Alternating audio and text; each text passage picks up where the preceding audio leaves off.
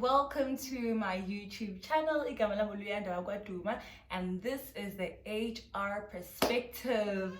Beloved, it's been quite a while, but I'm happy to be shooting this today. I'm happy to be here, and I hope you guys are good. I hope you're keeping well.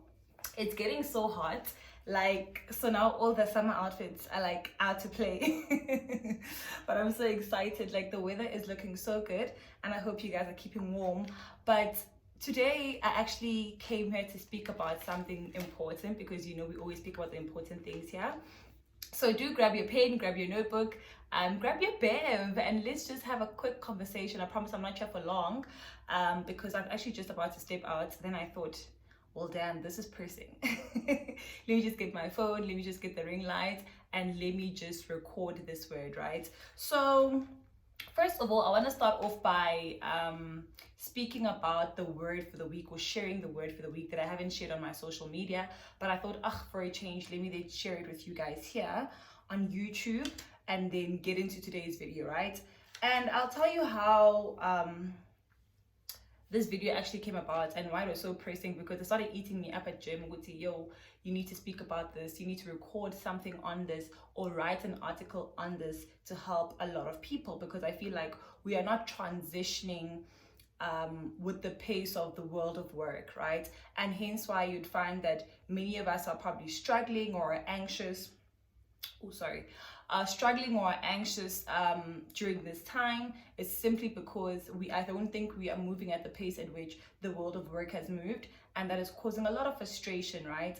And I started having conversations with people that have studied change, and I think also after the HR circle, there's a conversation I was part of, and Zanele was speaking so much. Zanele is known as the unlearning lady, so she was speaking a lot about transitioning and change. And I'm so fascinated, because I think that's something that we personally would need to go through if our organizations don't have those conversations with us, so that we are able to transition seamlessly and know exactly what it is that is required of us, during this space. But the word for the week, obviously inspired by the sermon, and basically where I was at in terms of my mindset, what I thought would be the best encouragement for you guys. So the word for the week was, you've got the green light from God, so go ahead and move. I think so often we look at other people and their success stories, and we look at everything that they achieve in their careers, the promotions, the campaigns, the marriages, the kids, and you think, God has its favorites, or God is not in your neighborhood. But what God wanted me to be a vessel of in this week was to say that you've got the green light. You've got it within you. You know what happens when you're at a robot and the light goes green? It means that you need to move. You've got the go ahead from God to step into your power. You've got the go ahead from God to step into that which you believe you are capable of, right? Because as a man thinketh, so is he. You are what you believe. So you've got those dreams, you've got those goals, you've got those career prospects, you've got all those things that you feel like you want to achieve, but somehow there's that part of you, or the imposter syndrome, that kind of tells you that you're not enough, or it's not for you. This was designed for people like so and so. But God today has sent me to tell you that you've got the green light, so move. The one thing that caught me about the sermon also was that they said that the miracle is in your feet, right? And not how you feel. So the miracle is not in you feeling anxious, or you feeling like you can't or you can.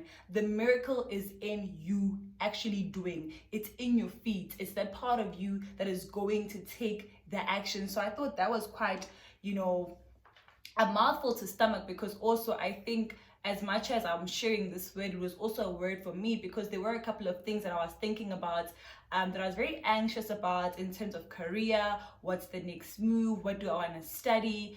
Because the world is changing, and I'm at a point where I want to upskill myself or learn more. So it was quite a good word to say, you've got the green light from God. So every little thing that you are sitting on, every seed that you have within you, God says plant it. God says water it. God says spend more time in that which I've called you to do. And which takes us to the video for today, where I want to speak about, like I've introduced it, ukuthi angiboni ngathi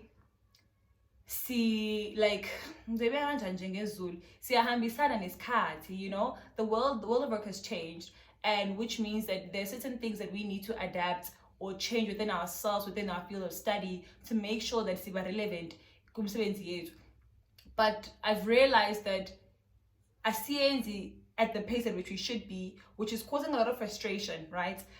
Especially where our careers are concerned. So I thought, let me just share 5 skills that I believe that we should be practicing, 5 skills that are necessary for the new world of work, and 5 skills that I believe that will set you apart or position you ngendlela ekumele ngabe vele you are positioned, right? Number 1 being self-driven, right?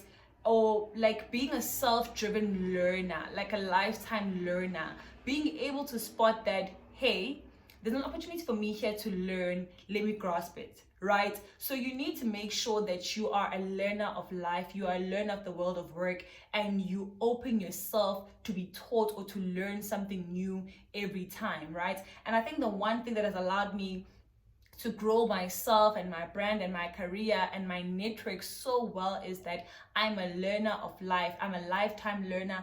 I'm a self-driven learner. I want to learn. I want to be better. And that will help you position yourself in the right places. So don't stop learning. Don't stop, wanting to know from those that are before you, those that are besides you, even those that are below you, because there's always something to learn. Don't stop learning. Google what's happening. What are the trends in your various industry? What is your industry, or where is your industry headed, right? What can I do now to make sure that when we get to that point, I am positioned right, I am ready, I'm ready to just, progress or perform, whatever it may be. So make sure that you are always a learner of life.